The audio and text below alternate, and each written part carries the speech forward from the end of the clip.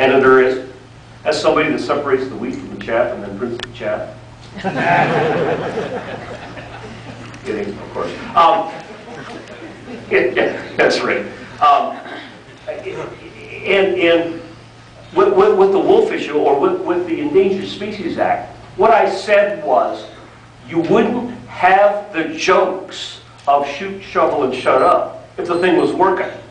Well, I was misquoted as saying Rehberg's joking about shooting wolves. I wasn't joking about it. I'm just suggesting that they have created a disincentive when it comes to the Endangered Species Act, as opposed to an incentive.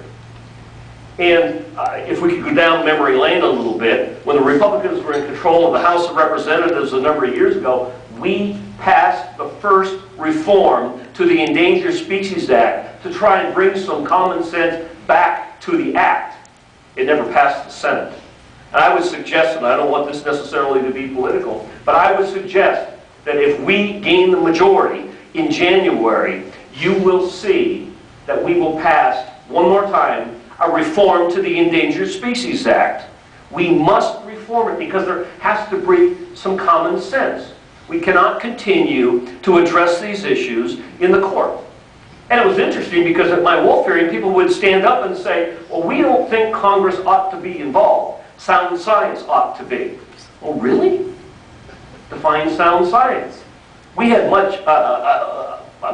quite a bit of debate in Congress of trying to define, because the interesting thing is, and I can use many examples, whether it's global warming or the Endangered Species Act, there are many different definitions, and you can find sound scientists over here and sound scientists over there. And eventually you got to come to a conclusion. You got to come to a resolution. There has to be a final chapter. And it seems like in the wolf issue, common sense would dictate, and I'll have to leave it to people much smarter than I from a biological standpoint, that if you set a standard of 10 breeding pairs and 100 wolves in 3 states with, I am on appropriations, so that's 30 and 300. Are you with me so far? We've met the threshold. The anticipation is in 3 states, there's as many as 1,600, and there's some dispute as to whether these guys can count. I don't know whether they can or not, but I know it's more than 300. And so why can the court make a determination that they have not been reestablished under the Endangered Species Act? Common sense would tell you. Now, I never argue with the judge. Not because I'm a lawyer, because I'm not. I didn't want to be. But because I'm not a lawyer, and I'm not a judge. And his job is to judge the law. And whether I agree or disagree with him philosophically as to who appointed him and what philosophy he came into that position under, I'm not going to argue with him. What I'm going to do legislatively, which is my job as your congressman, is to remove the reason he can judge that way. Take that out of the legislation. That's why I don't understand when I see the senators introduce legislation giving the flexibility to the Secretary of Interior. That's part of the problem. We ought to take the responsibility away so that they can't make that value judgment, because it is based upon politics sometimes or personal philosophy. We ought to be able to say, the wolf has been reestablished, let's remove it from the Endangered Species Act.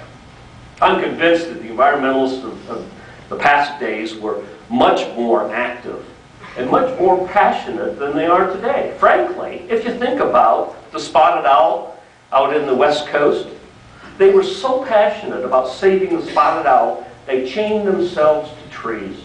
If they really cared about the wolf. That's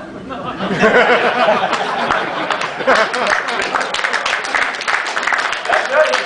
They don't have the sense to make it. So what I'm going to do, I'm working on every possible solution, and I need your input. Randy, you have my cards. I got a big old card. You know, if you guys haven't joined the 21st century, do it, please. Get some kind of a machine that gives you the opportunity to get on Facebook and get on Twitter. I know, so there's always these older guys that look at me like, oh, he Twitters, huh? He went Washington on us. We knew that would happen. No, Twitter is a way of communicating in 140 characters or less. Get on blogs and get on Facebook and share within your organization the social network of sharing information, because frankly, we have the best educated electorate as we've ever